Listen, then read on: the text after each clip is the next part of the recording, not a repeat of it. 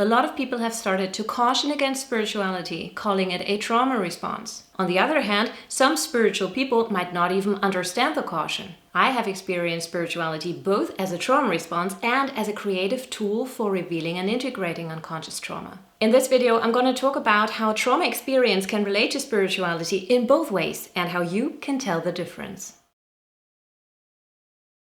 Hi there, I'm Anne-Katrin and I'm occasionally awake. I'm here to help you inspire your awakenings, heal yourself, and reawaken your life. Welcome and welcome back to my channel. Quite frankly, I struggle with the idea of spirituality being reduced to the idea of a trauma response. Because here's the catch. When we begin to question spirituality as a whole to be potentially harmful, we are questioning the truth of spirituality. Let me explain this with a comparison. Shopping, eating, and gaming can all be employed as trauma responses, as coping strategies. However, these are not things that people believe in. We all do it, it's part of life. Well, not everyone's gaming. That's different, that example is different. I just included it because for me, it's part of my life. I love to game. Not a lot, but occasionally. You know, occasionally awake and occasionally gaming. That's my life. No. So anyway, nobody's gonna question the reality or validity of eating and shopping. It's all relative. The dose makes the poison, as Paracelsus already knew. And in our case, we might add some more criteria, such as the quality of what we eat and what we shop, or the short-term gratification, the emotional benefit, why we do it. But if we begin to question if spirituality might be inherently harmful, we might be questioning the truth, the validity, the reality of spirituality altogether. It might potentially lead to no longer believing in something to which meaning was assigned only as a trauma response. So let me give you a more nuanced perspective. We don't need to question the concept to question certain ways in which individuals relate to it. That's why in this video I focus on the in-between and on my personal experience at the intersection of spirituality and trauma. I'm going to start by talking about my personal experience first, and then I'm going to go through 5 aspects of spirituality that might be employed as a trauma response. So here's my personal experience. I had been into spirituality and energy work for years before I even realized that I had experienced significant trauma in early childhood. I believe that I could have gone a lifetime without finding out, without noticing. And for me personally, practicing energy work regularly for years was the initiator to finding out about the trauma in the first place. Not as a quick fix, but as a gentle dissolution tool to the outer layers of numbness, of conditioning, of self-abandonment that brought the trauma to my conscious awareness. For me, it took work to even get to that first level of awareness. To start asking the question, I wonder if this house of mine has a basement. It's like I've never seen a door, but it feels like there might be something underneath. And the door appeared. And in case you've already watched any of my videos on my personal daily energetic practice, the main central flow, then let me tell you that the realization hit at about 6 months into the daily main central practice. I personally do consider myself spiritual, so of course that was no coincidence because I don't believe in coincidences, just in synchronicities. Or as I see the correlation, pure consequence. Energetic action and systemic reaction. Energetic cause and holistic effect. I also gotta say that I connected these dots only in hindsight. But looking back, I can definitely say that spirituality was my personal tool to revealing repressed trauma experience in the first place. So to anyone who wants to come to the conclusion now that spirituality is even more dangerous or harmful potentially if it can trigger repressed trauma to resurface, then let me tell you that obviously there's a lot more to the story. You know, this is a really condensed story that I share with you here. And also let me tell you that dissociation always comes at a higher cost than integrated truth. Always. And trauma integration always needs a holistic and therapeutic approach, not just some spiritual concepts. So, obvious disclaimer, if you live with trauma experience, seek out professional help and find a specialized trauma therapist. And in case you're also interested in working with a certified trauma-sensitive coach in addition to psychotherapy to help you on your spiritual growth journey, then know that you can work with me. So check out my website if you're interested. So that was the first part about my personal experience and how spirituality actually got me started on my initial healing journey in the first place. I'm so glad you're here right now. So if you enjoyed this, please make sure to like, subscribe, and hit the bell for notifications to become occasionally awake with me. And now let's continue with the 5 aspects of spirituality that might be employed as a trauma response and how you can tell the difference. 1. Universal oneness and connection to source. The idea of universal oneness might be especially soothing for people who have experienced attachment trauma. These people might struggle with intimate human connections and experience high stress in interactions. These people might want to withdraw from certain social interactions that create high stress and rather find relief and refuge in non-human connection, in the notion of always being connected to source energy. In this case, spirituality might provide a nurturing space holder for trust, unconditional love, emotional security, and comfort. So the question here might be whether spirituality is used mainly to experience a certain specific invisible form of connection, or if it's used to avoid human connection and human interactions. Well, there are also many people who can experience both, who can enjoy the feeling of universal oneness and engage in intimate, meaningful interactions and connections with other people. So just as spirituality can be used to fill a void of what's missing, it can also expand and enrich our resonant field of connection. 2. The love and light mentality. Here's what love and light mentality might look like. Give it some love, breathe some positive affirmation into the emotion, or simply focus on something else. Creepy. You know, negative emotions are a choice and you can choose love over fear at any time. Surround yourself only with people with whom you can rise to higher frequencies of denial.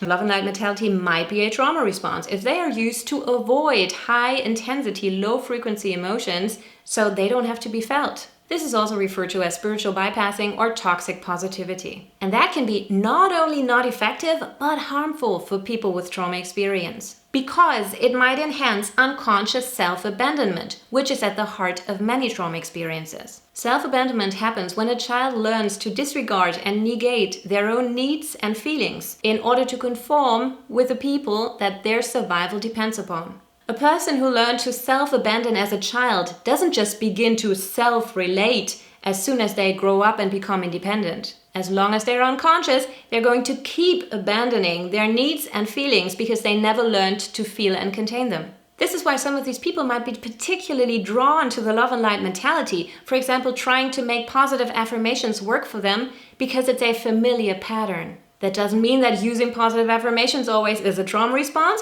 but that it definitely can be. From an integrated, embodied place, by contrast, positive affirmations can be a wonderful way to focus your intention on growth and conscious creation. The indication for a beneficial, healthy affirmation that meets you where you are always is the resonance of truth you feel within your own system as you use it. So always check for resonance and authenticity, with love and light affirmations as with anything else. 3. Detachment from toxic people. Yes, toxic people do exist. I personally believe them to be the exception rather than the rule. Please note that this aspect is not about truly toxic people who display dangerous and abusive patterns to others. What's far more common is good inside people with toxic traits activated in specific relationship dynamics. So how could that be a trauma response? For example, people with any of the insecure attachment styles will find tangible reasons, according to their subjective perception, for why another person they're in any type of relationship with is toxic, according to how they might avoid or need connection. In many relationship dynamics, one person might label the other as toxic because their behavior is perceived as a threat to their system. This often can lead to a ping-pong effect of toxicity, which deflects responsibility and dismisses the healing and growth invitations for one's own patterns. There's a saying that says that we attract the people and circumstances that reflect what we haven't integrated yet. So what if, from an integrative spiritual perspective, the question is less about detaching toxic versus non-toxic people from our lives and more about exploring which people show up as our reflection and why? 4. Plant medicine. I'm 100% neutral about plant medicine. I've heard some incredible stories. I've never tried it myself, and I'm currently at a point in my healing journey where I don't feel the need to try it anytime soon. I've definitely had 1 or 2 points where I felt like I had tried every single modality. I hadn't, but that's what it felt like. And I didn't experience any relief or progress. And one moment that made me think that potentially plant medicine might be the only thing left that could help me. From what I know today, that was an attempt to create a sense of hope in moments where my nervous system was in a state that was so dysregulated that I couldn't access the path of gentle realignment. And that was only 1.5 years ago. Today I know how to identify the state that I'm in, shift the state, integrate the emotions, and get back into the flow. Because yes, it can be that easy. And because I've given you some small glimpses at where I'm coming from, you can believe me that me saying that is not just a shallow love and light mentality. From what I've heard, I guess that plant medicine can be a beautiful integration tool. However, not only the dose, but the frequency might make the poison here, and the intention behind it. A healthy intention could be to deeply connect with the spiritual nature of ceremony, or to become more intimate with your own personal truth. The potential trauma response I see here is if people believe themselves to be so broken, so damaged, so beyond normal fixing, that they seek the explosion to their system instead of the relaxation.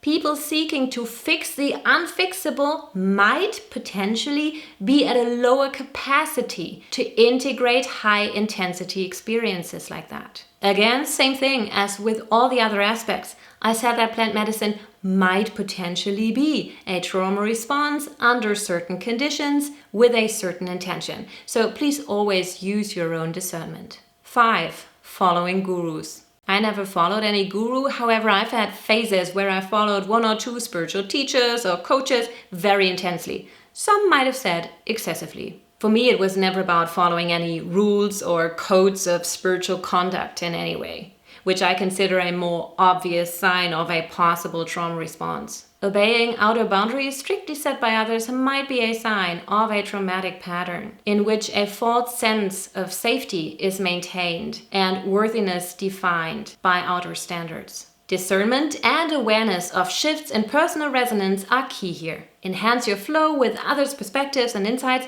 but don't adjust your rhythm to another's definition of how your worthiness is going to be achieved. Because your worthiness is found within. It's always already here. Worth is not a performative practice. It's the practices of undoing old conditioning, old belief systems, practiced automated emotional states that reconnect you to your innate sense of worth. At least that's my personal truth, and it's your choice if you resonate with that or not. While I have followed some teachers in a way that might have been a trauma response in the past, at a time where I was far less integrated than I am today, I have developed a great sense of discernment as part of my healing journey. By now, I've been disillusioned by most people I admire in this field. And that's okay. That doesn't take away from my trust in them. I just realized, oh, right, they're human too. They're not perfect. That's fine. It adds to my own self-integrity, that discernment. And that doesn't mean I don't keep following the same people. It just means that I've taken them off the pedestal one by one, realizing that we all stand on the same earth. Little bonus perspective here. Abandoning spirituality might actually be a trauma response. Right before a breakthrough, when the unconscious feels threatened and it might become too scary, truthful, uncomfortable, we might feel the impulse to back out and come up with a totally logical and legit reason for why we back out, such as spirituality might be a trauma response. Yes, it might be, or it might be one of the best things that happened to you on your healing journey. In short, spirituality can be both avoiding or integrative when it comes to trauma. We could say that avoidance-based spirituality can be an adornment of shadow and is thus a trauma response. Integrative spirituality is an embodiment of light and thus might be considered a potential aspect to trauma healing and trauma recovery. Got any occasional awakenings now? Let me know about your personal take on spirituality as a trauma response and which aspect of spirituality you want to add to the list of potential trauma responses, because I'm sure there's more. Thanks for watching. If you enjoyed this, please like and subscribe. And if you want more insights on the 4 types of awakenings and how to experience them in your life occasionally, then visit me at occasionallyawake.com to inspire your awakenings. Bye.